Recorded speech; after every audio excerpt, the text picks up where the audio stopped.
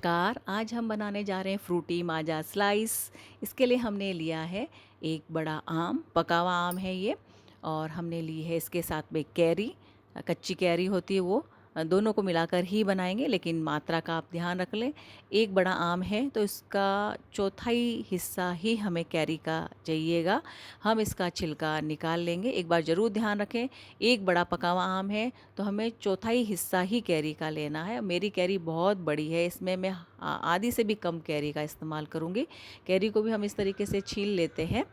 आप ये घर पे बनाएंगे ना, माजा स्लाइस और फ्रूटी, इसका स्वाद है ना लाजवाब होगा।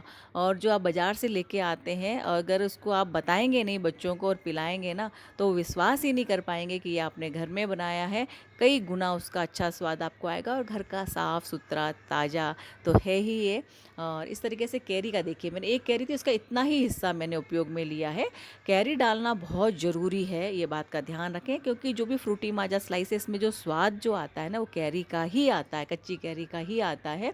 और हमने आम जो है इसके छोटे छोटे से हमें टुकड़े कर लेने हैं इस तरीके से। तो कैरी डालना बहुत ज़रूरी है, लेकिन मात्रा का बिल्कुल ध्यान रखें। बहुत ज़्यादा डालेंगे तो खट्टा ज़्यादा हो जाएगा। बैलेंस हमें रखना बहुत ज़रूरी है। और इस तरीके से हमने आम को छोटे छोटे टुकड़े इसके काट लेंगे हम, इस तरीके से पका हुआ आम के। घर पे बनाए बाज़ार वाले में तो बहुत ज़्यादा एसेंस डले हुए होते हैं और क्या क्या डला होता है। तो आप घर में बिना साफ़ सुथरा बहुत कम सामान के अंदर, अभी आम बहुत आ रहा है, कैरी भी बहुत आ रही है, कैरी के जो है छोटे छोटे टुकड़े कर लें। थोड़ी क्योंकि कच्ची होती है ना, तो थोड़ा गलने में टाइम लेगी, तो आप छोटे छोटे इसके टुकड़े कर लीजिए। तो मैं कह रही हूँ आम बहुत बाज़ार में आ रहा है, कैरी भी आ रही है, आप ताज़ा ताज़ा बना के बच्चों को आप पिला सकते हैं। मेहमान आए तो उनको भी दे सकते हैं, और सस्ता तो पड़ेगा ही। इस तरीके से हमने सारा इसका टुकड़े कर लिए हैं। अब हमने ली है एक कढ़ाई, और कढ़ाई में जो हमने पका हुआ आम और कैरी है ना, वो हम इस कढ़ाई में डाल देंगे, क्योंकि हमें इसको गलाना है। इसमें थोड़ा सा हम पानी डालेंगे, आधा ग्लास से भी कम पानी है, ये हम इसमें डाल देंगे गलाने के लिए। अब हम इसमें रख देंगे ढक्कन, और ढक्कन लगाने के बाद हम इसको बहुत जल्दी, मतलब आम तो पका हुआ ही है, कैरी को थोड़ा सा लगेगा, तो 2-3 मिनट मुश्किल से लगेंगे आपके, ये बहुत जल्दी गल जाएगा। देखा अभी तो नहीं हुआ है, तो मतलब 2-3 मिनट, और बहुत जल्दी बन जाता है ये।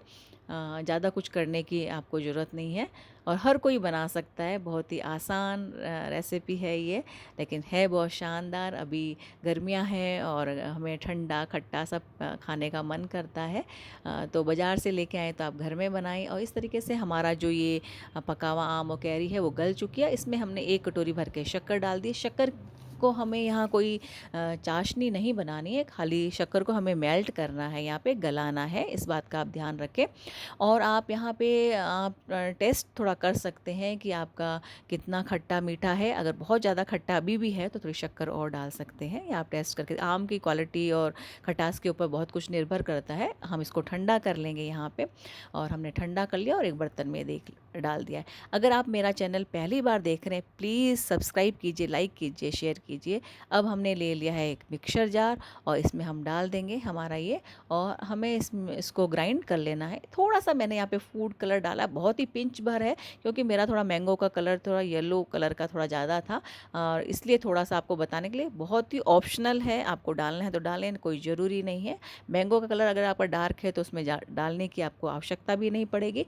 और हम इसको ग्राइंड कर लेंगे। इस तरीके से हमने इसको ग्राइंड कर लिया है।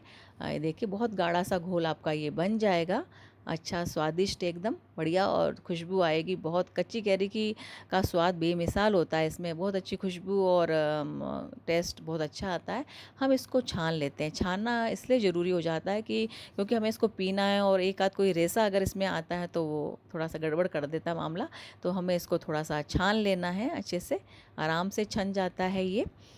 ये देखिए, और हमने सारा जो अपना था आम का वो हमने छान लिया है इस तरीके से, और हमारा तैयार हो गया है। अभी हमें सर्व करना है इसको ठंडा ठंडा। तो थोड़ा सा जो मिक्सर में लगा हुआ था उसको मैं पानी डाल के हमने ले लिया है इसको भी इस तरीके से। अब हम इसको हिला लेंगे, मिक्स कर लेते हैं। ये देखिए, ये जो आम से ना मेरे 4 बड़े गिलास आपका बन जाएगा माजा स्लाइस, कुछ भी कह लें, फ्रूटी बिल्कुल वो। और अब हमने इसको डाल दिया है, गाढ़े गाढ़ा जो घोल है हमारा वो हमने एक डाल दिया है जार के अंदर। और इसमें हमने डाल दी है बहुत सारी बर्फ़ डाल दी है, क्योंकि हमें इसको ठंडा करना है, पतला भी करना है। बहुत ज़्यादा पतला नहीं, बहुत ज़्यादा गाढ़ा नहीं, जिस प्रकार का वो होता है। और टेस्ट भी हमें ध्यान रखना पड़ेगा यहाँ पे, तो उसी मात्रा में आप बर्फ़ और पानी इसमें डालें और इसको अच्छे से आपको मिक्स करना है। ठंडा भी हो जाएगा और इसको जैसे आपको रखना है ना पतला आपको, तो उस तरह के बहुत ज़्यादा पतला ना करें, बहुत ज़्यादा इसको गाढ़ा ना करें, और बिल्कुल बराबर मात्रा में इसको रख लें, ठंडा ठंडा एकदम, और अच्छे से इसको मिक्स कर लें और आपकी तैयार हो जाएगी ये फ्रूटी माजा स्लाइस। बहुत कम टाइम में, बहुत कम सामान में, और बहुत ही जल्दी घर का साफ़ सुथरा एकदम से। जब मन चाहे जब आप बनाएं और बच्चों को पिलाएं। एक बार ज़रूर बना के देखें और पिलाएं, बहुत ही शानदार है ये। और हमारी फ्रूटी हो गई है तैयार एकदम, देखिए लाजवाब। अब हम इसको डाल देते हैं, हमें पिलाना है बच्चों को। और जब मैंने इसको ग्लास में डाल के पिलाया ना, तो उन्होंने विश्वास ही नहीं किया कि मैंने ये घर में बनाया। उन्होंने सोचा बाज़ार से लाया हुआ है ये। और फिर मैंने उसको बताया तो उन्होंने कहा कि बहुत ही टेस्टी था, लाजवाब था। तो आप ज़रूर बना के देखें घर में इस रेसिपी को। और आप मेरा वीडियो देख रहे हैं, आपका बहुत बहुत धन्यवाद।